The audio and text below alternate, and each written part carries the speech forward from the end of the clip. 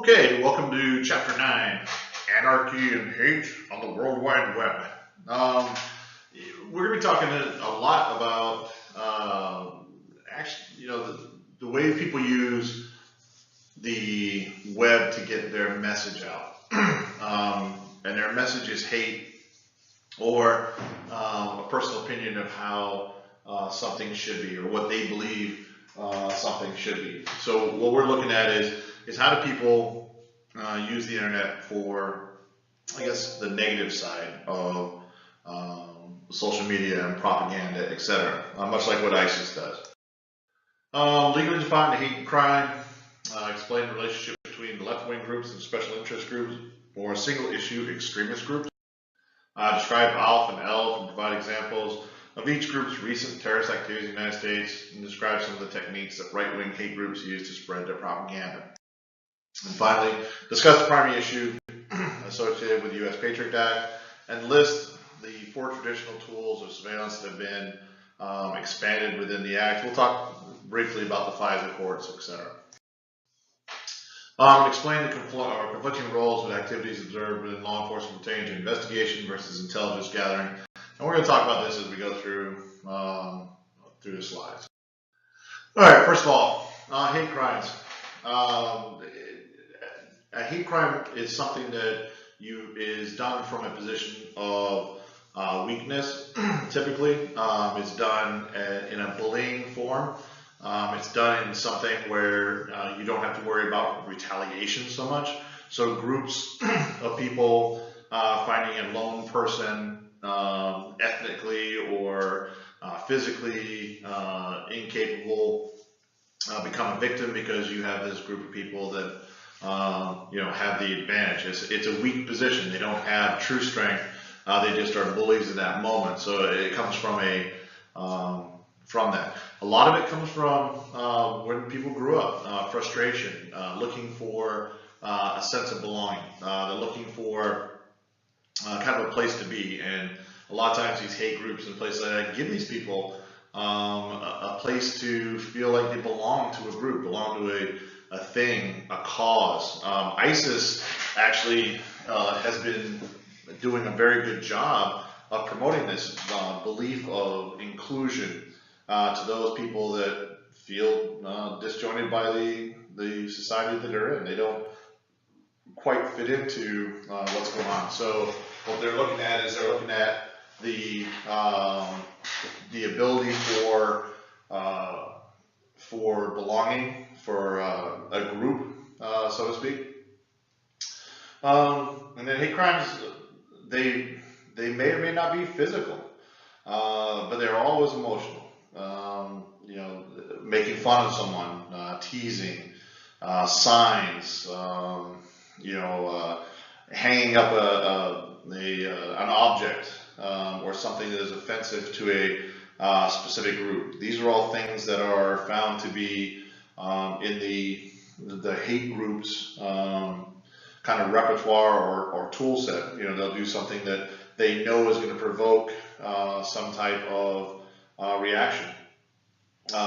For example, and just as an example, we had a group that they would go around, they would hang nooses on trees and things such as that. Obviously, trying to bring back the white supremacist type mentality. And we would go around and we would find them, pull them down. But these are things that are found to be very offensive. You just had an incident happen down in Louisiana yesterday where the Confederate War Memorial was taken down. The Confederate War Memorial was something that was seen as in opposition to our current society, a free and open society. It was a celebration of, in a lot of people's minds, of slavery and other things. So they tried to take it down a couple of times, and every time they tried to take it down, they've actually been met with resistance. So we had workers out in Louisiana. There's actually a picture in the paper of these public service workers, and they were there at 4 o'clock in the morning with hard hats, helmets, flak jacket or flak vests, all participating in this, um, removal of this statue. But again, these are all things that go into what are considered to be a hate crime. Those statues are seen as a part of a legacy of hate. And they actually are seen as something that is criminal, and that's why the state is looking to take them down and move on. A lot of anti-Semitic stuff is out there right now, especially with the Muslim and other religious groups that are being pointed out. And unfortunately, what happens is you get a religion confused with a population. So when you look at an Arab person, you say, "Oh, look, there's a Muslim." When Muslim is a religion and Arab is a population type, a demographic, and people just don't know how to distinguish. My son was pointing to a sign that day. He goes, "Look, Dad, check out that new snack place over there. Its sign's written in Muslim." I looked over and it was written in Arabic, and I said, "Well, you know that's not a Muslim sign, it's an Arabic sign." He goes, "What's the difference?" And that's the problem, is that not a lot of people know the difference. And you'll find that hate is born out of ignorance. Hate is also born out of people's inability to believe or trust things that are true. And again, it's also it's a weakness thing. It's something that people do because they can and the other person can't defend themselves at that time. All right, so down the bottom, the police are not well trained to handle such crimes, and that's very true. I did not get a lot of training in hate crimes in the academy or through my training. We get our mandatory requirement, but as far as hate crimes went, you didn't get a lot unless you were on a task force or unless you were in some specialty federal group. There just wasn't a whole lot of training. So I would absolutely agree or concur with that.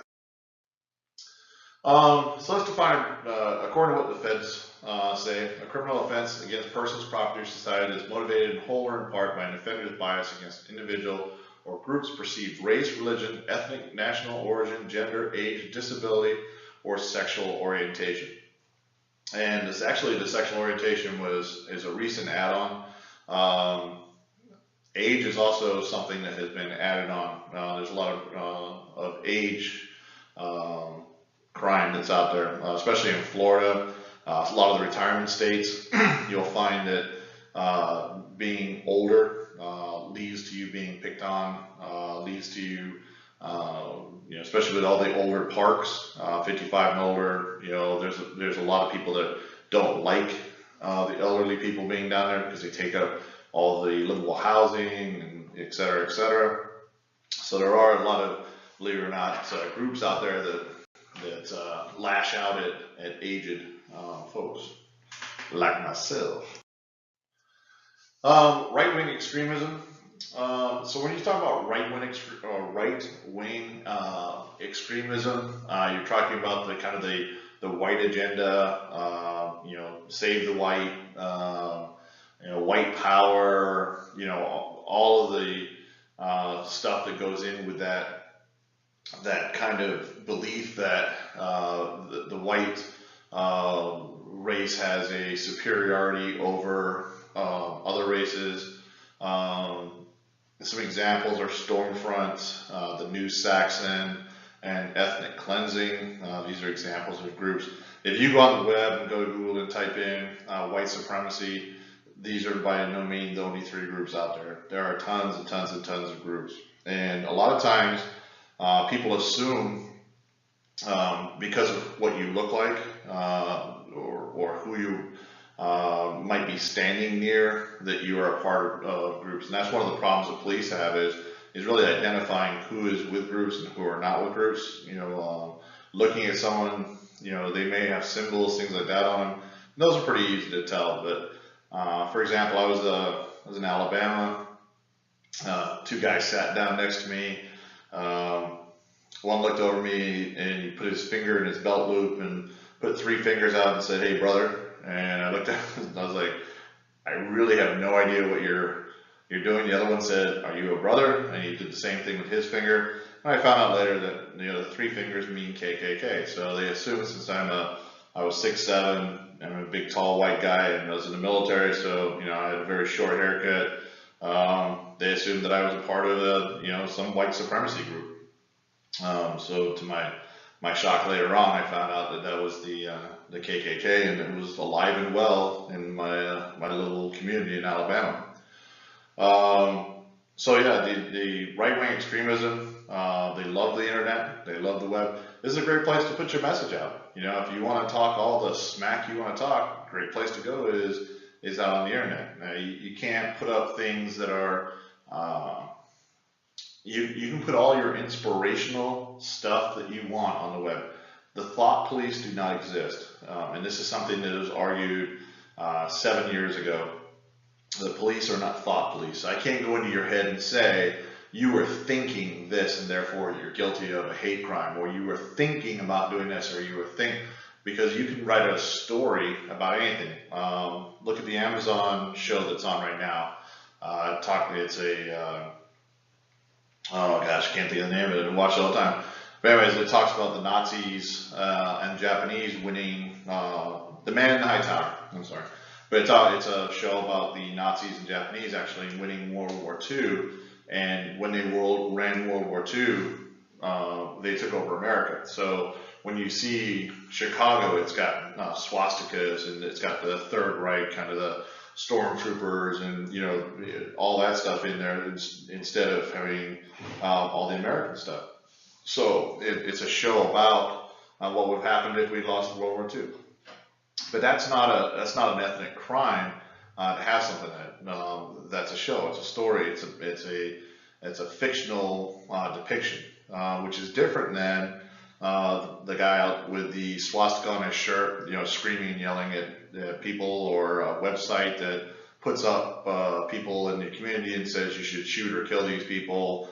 That's different. Now we have actual or actionable stuff that can actually, be done to people, and you have a clear line that's been crossed when you do that.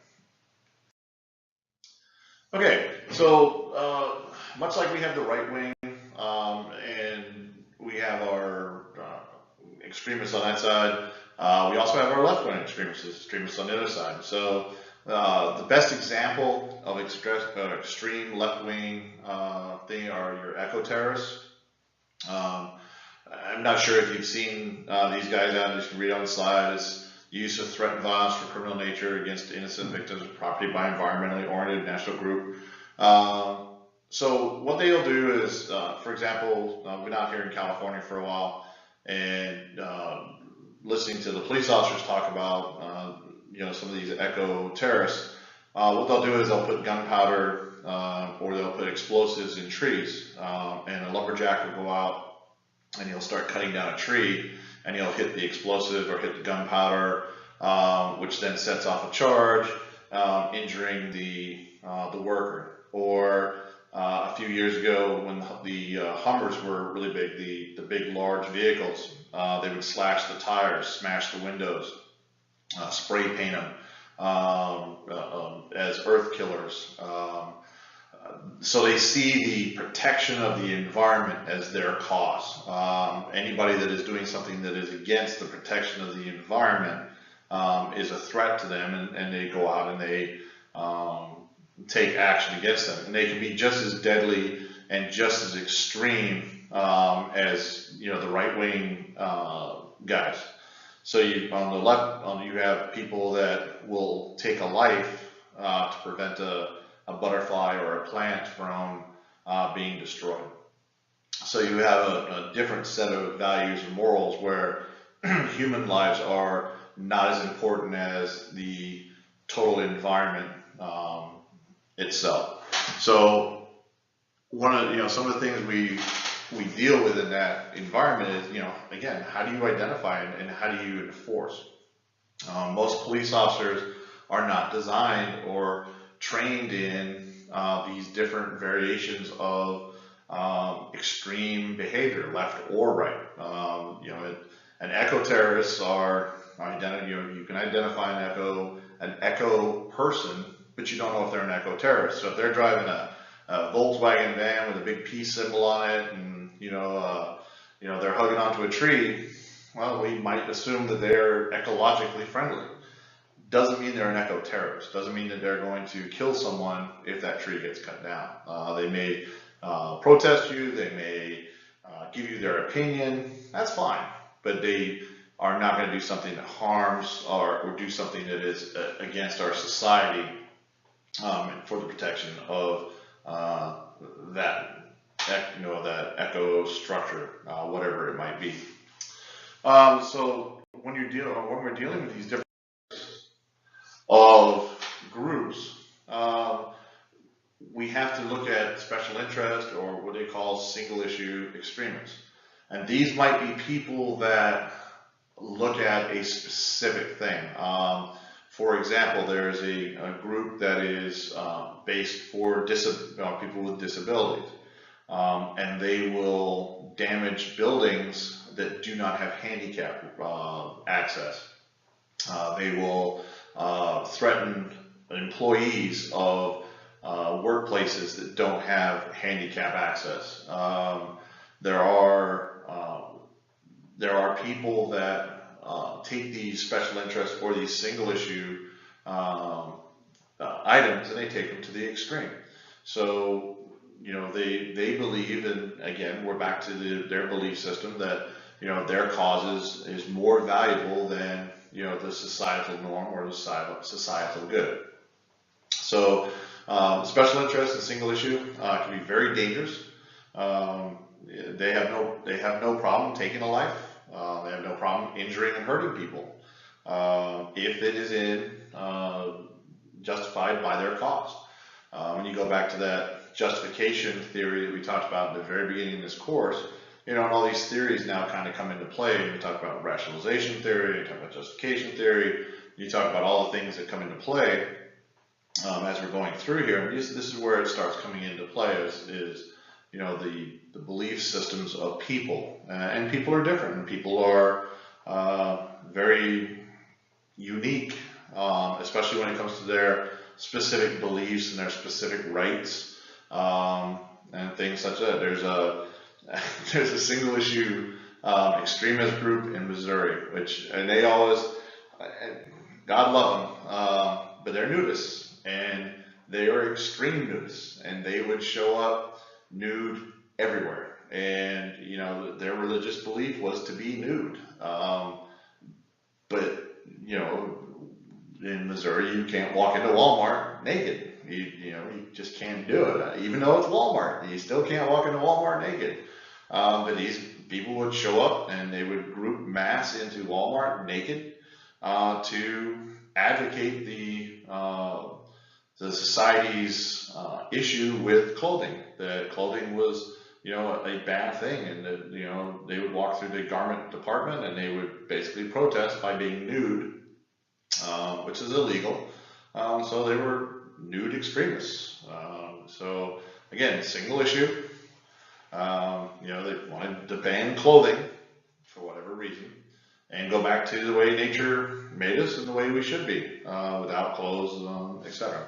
So again, different issues, and cops, again, what the police end up doing is we end up going back to the law. What's the law say? The law says you can't be naked, you're being arrested for being naked. We don't arrest you for being a nudist extremist.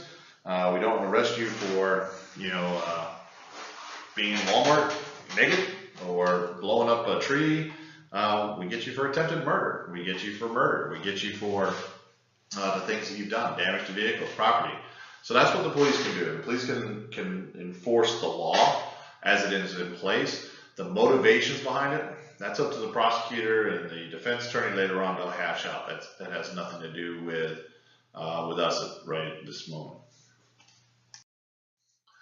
ALF. ALF was established in Great Britain. ALF is committed to ending the abuse and exploitation of animals. ALF members engage in direction against those who utilize animals for research and economic gain.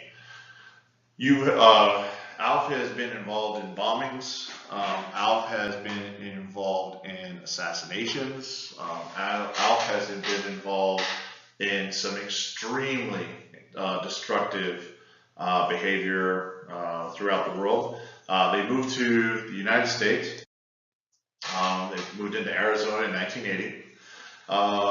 And ALF basically became what they know as ELF. And ALF and ELF are directly related as groups. Things that there's been a couple of very famous crimes that were committed. One was in New Mexico at a government research facility. That was actually a bombing. They had down in Southern California, ALF was responsible for 5 or 6 car bombs that were set off on research scientists. Basically, during the time frame when the abortion clinics were being bombed, yet again, extremists that are cause-oriented. These people did crimes. I mean, there's no, I get your cause, and I understand you have a belief in a pattern, but again, blowing something up or killing someone is not going to be the answer to any of this, and you're going to be arrested for the crime, and that's what our law says. So when you're talking about like ALF and ELF, you talk about some of these, what they call them super groups. These folks have reach and range well beyond where their little organizational headquarters are. These guys, when you're talking about an ELF or you're talking about any one of these groups, these extremist groups, you're talking about folks that are able to share on the internet, message boards, blogs, things such as that, which just go on and on and on across the internet. The archive of eco terrorism, for example. If you go out and just type in eco terrorism blogs or eco terror, how to do eco terror, you can type that into Google. You will be surprised at how many different little things come back about what you can do to be a advocate for the eco system. So why is it dangerous? All right, one, as law enforcement, we're going to go out there and we're going to enforce the physical world law. We're going to go out and we're going to catch the bad guy. We are going to put people in jail. But the implementation back in the day, it was easy to kind of find people. You had flyers, you had meetings, you had places you could put agents. You could infiltrate very easily.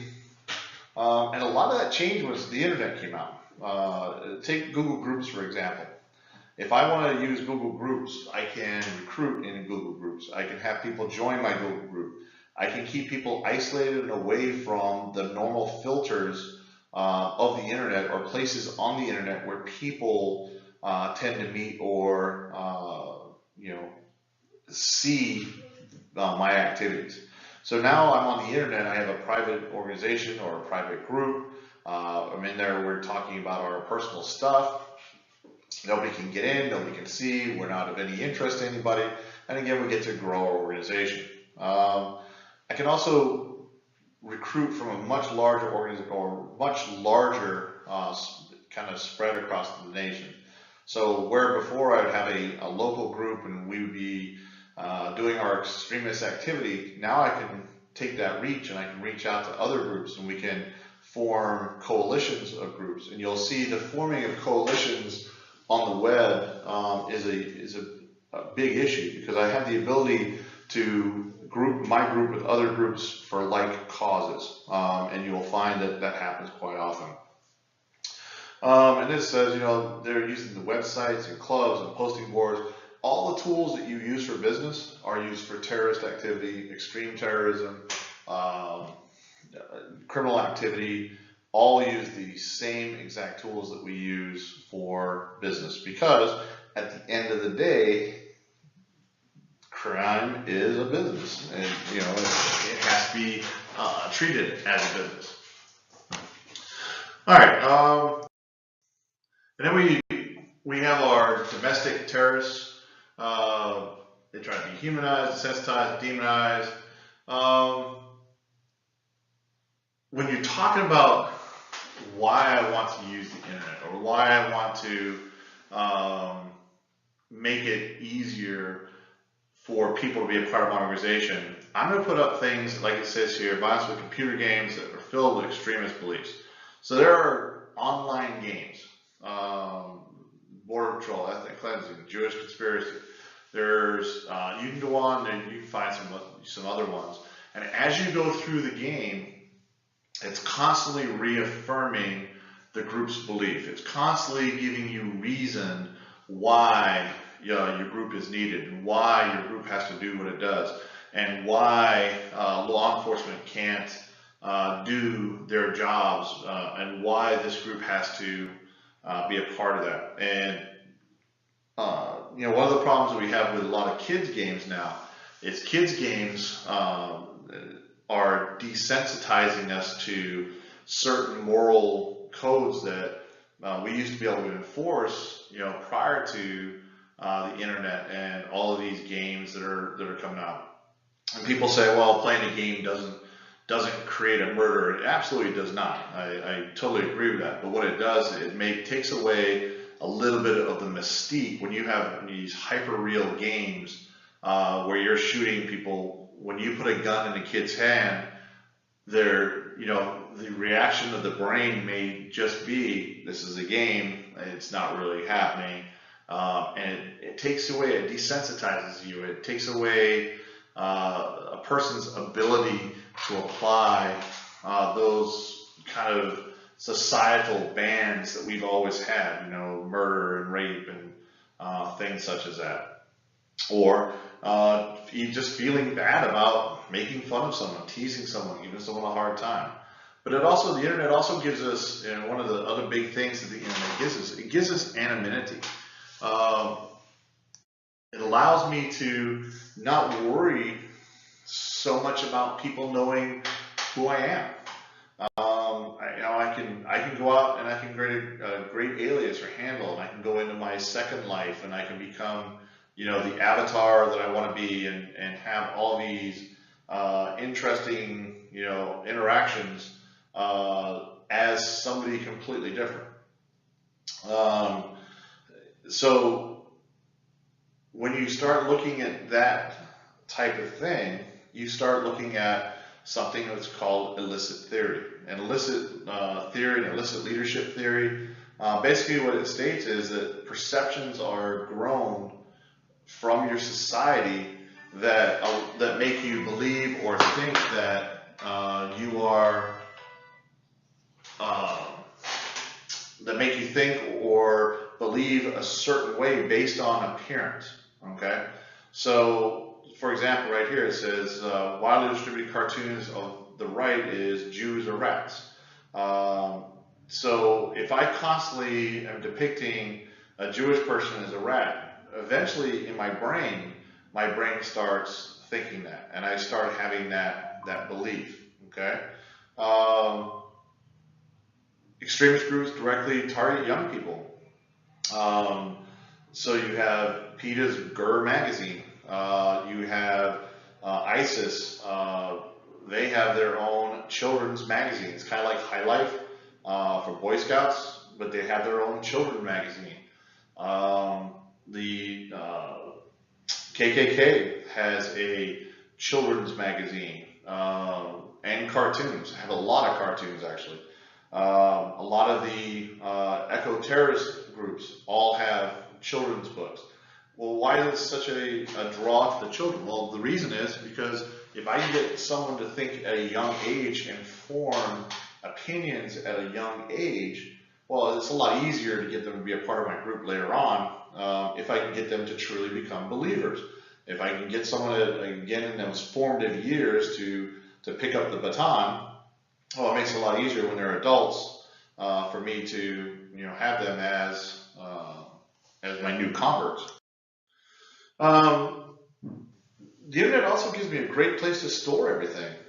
Think about your cloud drives and Google Drive and iCloud drives and all the different drives you have out there where you can store massive amounts of information. I can put out my it says here my sermons and all of my videos and my YouTubes.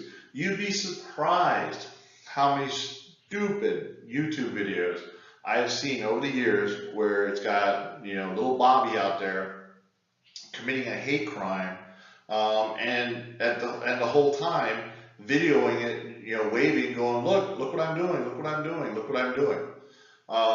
It's amazing the amount of kind of silliness that is actually out on the web. And people just don't think about it because they believe they have this anonymity online. Nobody can see them. No one can hear them, posting this stuff. So if I put it online, it's not really me, kind of thing. It's my second persona. And people are very surprised. A lot of times people get very surprised when you come to them and say, yeah, I watched your video online and that's what led me to my probable cause that got me this warrant to come after you. And they're amazed that as law enforcement, we would go out online and find something. So again, a little bit of naiveness on the criminal's part is always good for us. Putting things on people's web or putting stuff on our website that is not criminal in nature, but it certainly leads to a belief, like Nuremberg files, things such as that. Limitations on speech, obscenity, fighting words, commercial speech, and incitement. These are all things that, excited utterances. If I'm in a crowd and I yell fire, all right, I'm going to get in trouble. But if I'm on the internet and I post the word fire, I'm not going to get in trouble. I've done nothing wrong. I'm not inciting anything by writing the word fire. It's my thoughts. It's my story, my little joke. So people get away with a lot of stuff on the internet because we just don't know how to prosecute it yet, and juries do not know how to attach criminal penalty to web speech, especially when people constantly call it, thought and kind of stories. I could tell stories all day long. I can have the greatest imagination in the world. But at the end of the day, it's a story. That's all it is. There's nothing criminal about it.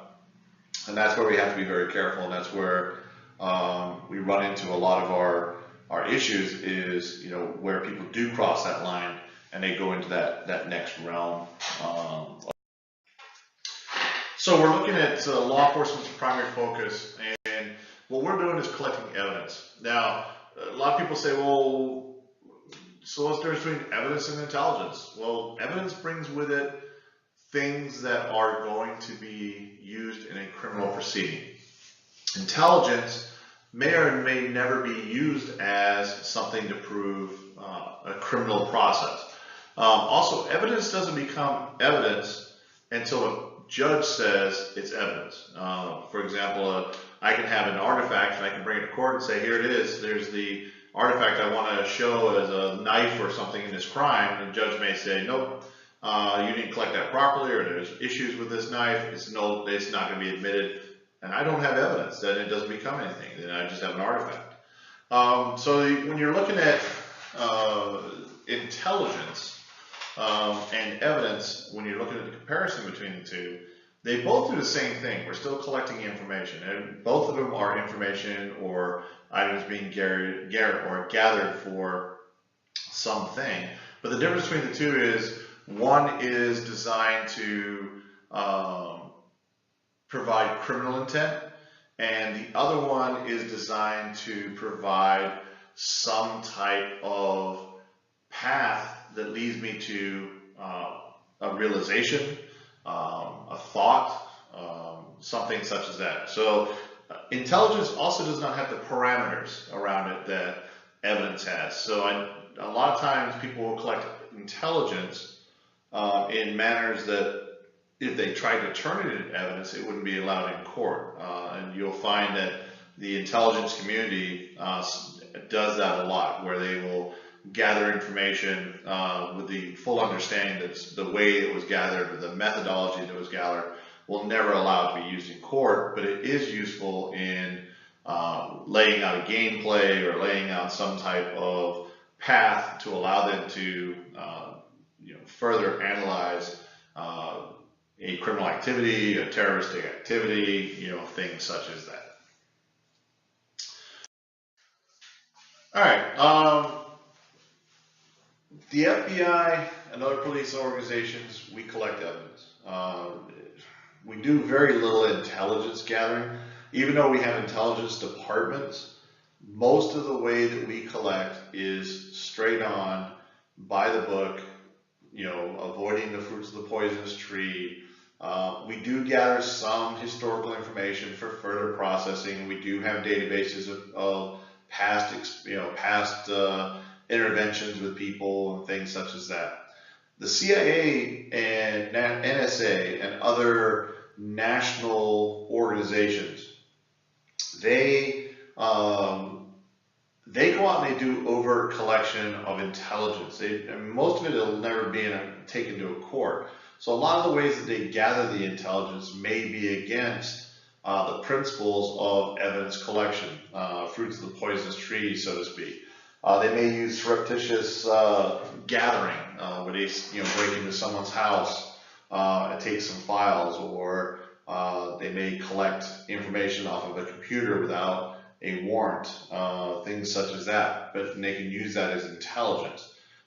We did the same thing on the law enforcement side. We were running into some problems, because if I did gather something that was illegal or fruit of the poisonous tree, now I have to answer to the court why I believe I should be able to turn that into evidence later on. Or one of the greater challenges, and one of the other problems we have is, well, now I want to use it in a court proceeding, and the court may say, yeah, nope, you gathered it illegally, it's going to stay out of range for the entire time. So I've got to be very careful with that.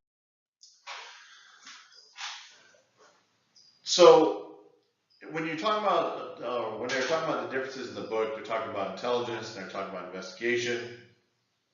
Investigation, they say, are reports generally open, sources are generally known, and arrests are made based on the evidence. So this is all true. Again, going back to the fruits of the poisonous tree, it's all based on following the rules in your collection, where intelligence is proactive, investigations are reactive. A crime happens, we go out and we start investigating. And intelligence is going out and preventing a crime from happening, or preventing something from happening. A lot of times the sources are confidential or closed, they're masked, they're identified by an informant number, you hear the word CIs, things like that, and arrests are rarely made.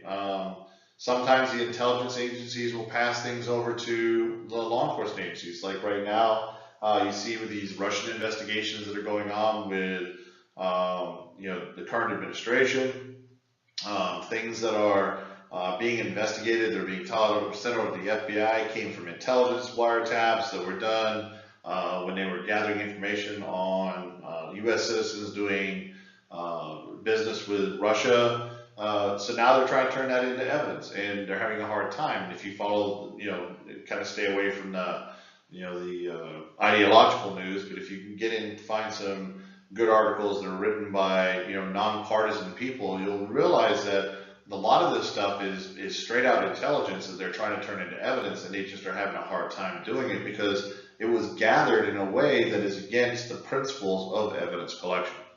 And that's one of the reasons why a lot of people aren't so worried about criminal prosecutions, because the way the materials were gathered against them will not hold up in a court proceeding. One of the tools that was created after September 11th was something called the Patriot Act. And the Patriot Act expanded the role and the ability for the gathering of information in terrorism and espionage crimes. There was a lot of issues in our intelligence agencies. People didn't talk to each other, everything was compartmentalized.